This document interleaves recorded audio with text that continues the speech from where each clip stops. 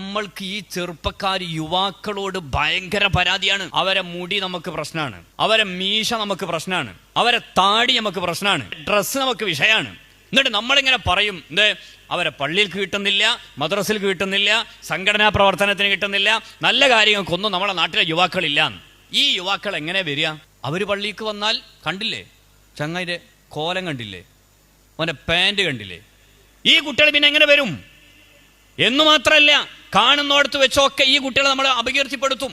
പീഡികത്തിണ്ണയിൽ ഇരുന്നിട്ട് നാട്ടിലുള്ള യുവാക്കളുടെ ചേലും കോലുമാണ് ചർച്ച.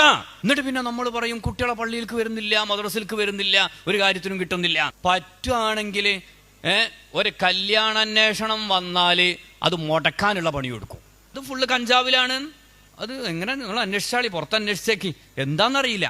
അങ്ങനെ ഇതൊക്കെ അതിജീവിച്ച് ഈ യുവാവ് ഇനി എങ്ങനെങ്കിലും ഒരു പെണ്ണിനെ ശരിയായി നിക്കാഹൊക്കെ നടന്ന് സ്വന്തം പെണ്ണിനെയായിട്ട് അങ്ങാടിയിലൂടെ ഒന്ന് വാഹനത്തിൽ, കാറിൽ അല്ലെങ്കിൽ ബൈക്കിൽ പോയാൽ അപ്പോൾക്ക് ഇവിടുന്ന് പിന്നെയും കുരു പൊട്ടാൻ തുടങ്ങി. അതാ പോണ കണ്ടില്ലേ? ഇത് പരമാവധി ചങ്ങായി മുടക്കി നോക്കിയതാണ്, എന്നിട്ട് മുടങ്ങിയില്ല. എന്നിട്ട് ഇപ്പൊ അപ്പുറത്തുനിന്ന് വിളിച്ചു പറയാണ്, അതാ പോണ കണ്ടില്ലേ?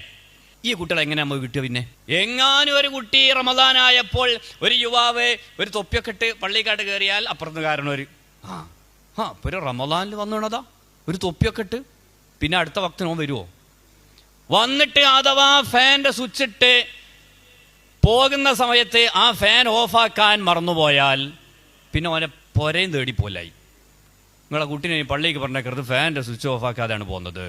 ആ യുവാവ് ദുആർക്കും, പഠിച്ചോനെ ആ ഹാജിയാർ കിടക്കണ പള്ളിക്കാട്ടിലേക്ക് പോലും എന്നെ കൊണ്ടുപോയി കിടത്തറുതേ റബ്ബേന്ന്. മരിച്ചാൽ പോലും സ്വൈര്യം തരൂല.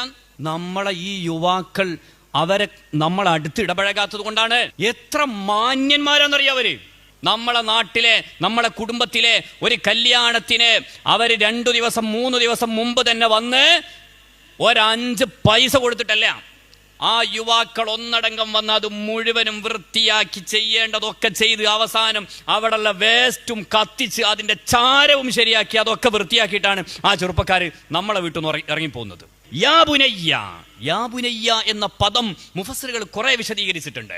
ഈ ഉപദേശമാണ് എക്കാലത്തും ഫലം ചെയ്യുന്ന ഉപദേശം. അതാണ് ഉസ്താദെ ചെറുപ്പക്കാർ ചെയ്യുന്നതൊക്കെ നല്ലതാണോ?